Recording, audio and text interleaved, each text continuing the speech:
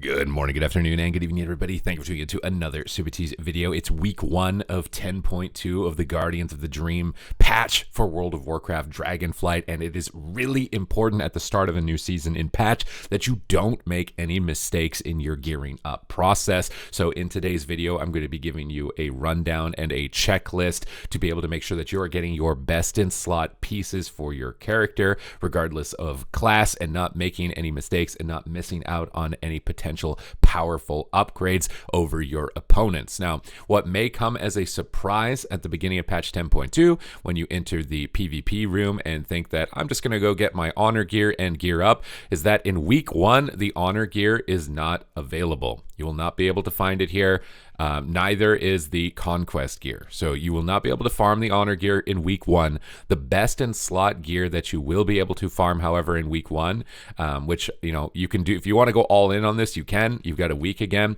This will give you an edge in the battleground gearing up process and likely immediately jumpstart you into solo shuffle if that's all you want to do right away. Is from this vendor right here, the Field Master Emberwrath, and what he is going to do is sell you gear for bloody tokens.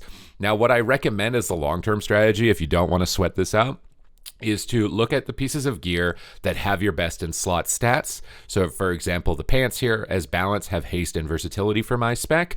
There was also a world PvP quest that you should be paying attention to. These will let you jump start and immediately skip the bloody tokens. This was from a PvP quest on the map. So definitely look at PvP quests in all of the zones. Make sure you're going to the Zaralak Caverns. Make sure you're going to the Emerald Dream and you're exploring all the possible locations for world PvP quests, because you can just get this piece of gear from some of them immediately. And you can see that it's 473 item level, and this is like 23 item levels higher than the last season gear. It's 450 from the last season's gear, so this is a significant bump of gear. This will likely make your experience on week 2 when you're farming battlegrounds really fun, because you're going to be 23 item levels ahead of everybody. So this can be fun. I had a lot of fun doing world PvP yesterday. I'm likely going to continue to do it, but what I recommend for the long-term strategy, if you don't want to sweat this out and get all the bloody tokens, is just focus on the pieces that have your best in slot stats. So for Boomkin, that's haste and versatility. So this would be the pants, for example. This would be the boots, for example. And I really, really, really recommend that you get the weapon and don't make the mistake of buying the wrong stat weapon. The reason that the weapon is so good is because the conquest weapon is very expensive. It is very expensive. It's an item that you generally don't want to purchase. You want to get it from your vault. And if you don't get it from your vault and you don't buy this weapon, you're just going to be stuck with an honor blue weapon that's going to be really weak. So what I recommend is getting this weapon or weapon from the PvP vendor, assuming that it has your best in slot stats, which it should, I think, for most classes. Get this weapon, and what you're going to do is make sure that you're doing the weekly world PvP quest, which comes from an NPC on this side of the PvP room.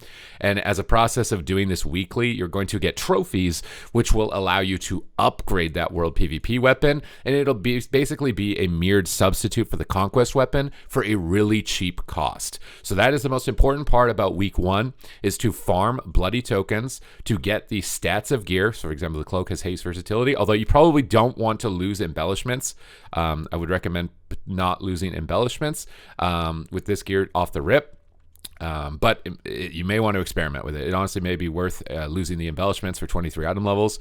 But something like precognition, that feels kind of mandatory. You got to really gauge losing your embellishment pieces based off your own personal play style. And I'll be running through and experimenting on this on my stream. So if you want to find out what I think of it as we're going through this live, make sure to check that out in the description down below. But farm the bloody token pieces that have your best in slot pieces for week 1.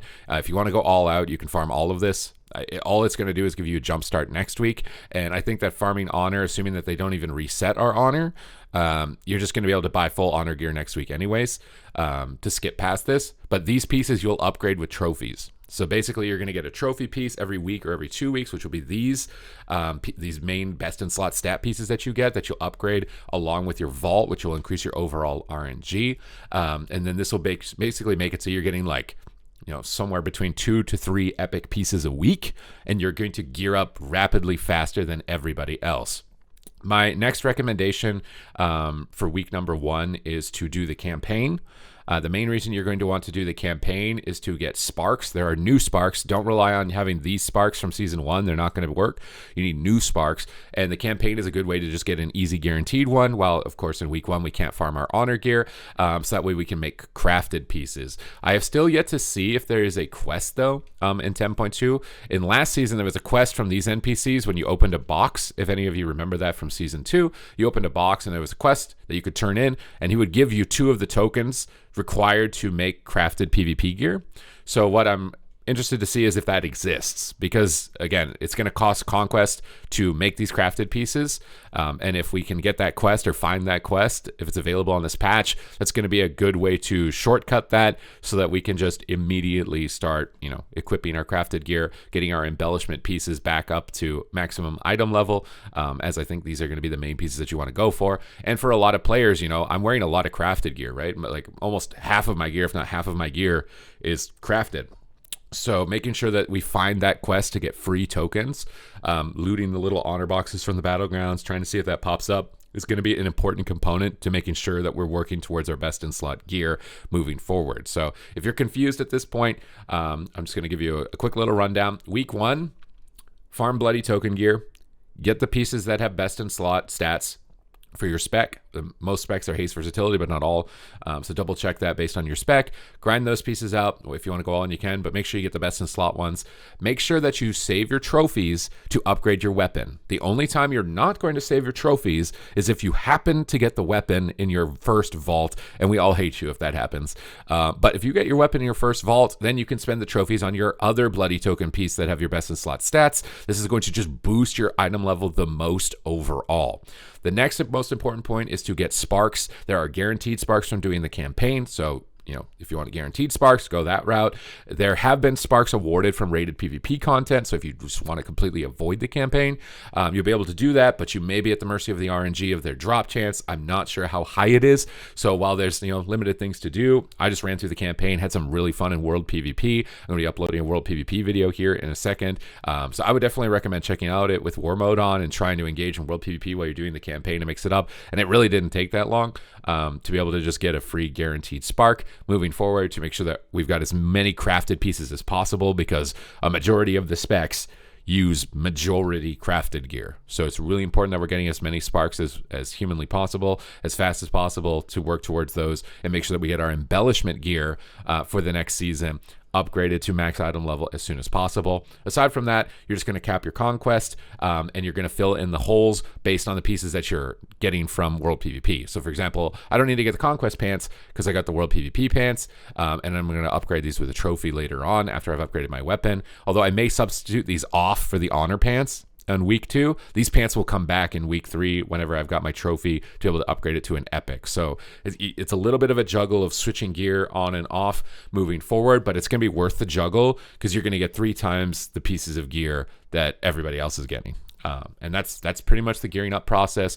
I hope this video has helped you out. I know it's a bit confusing because the patch came out and the honor vendor didn't have anything on it, and people were running around figuring out like, what is it that I need to do, or what can I get done?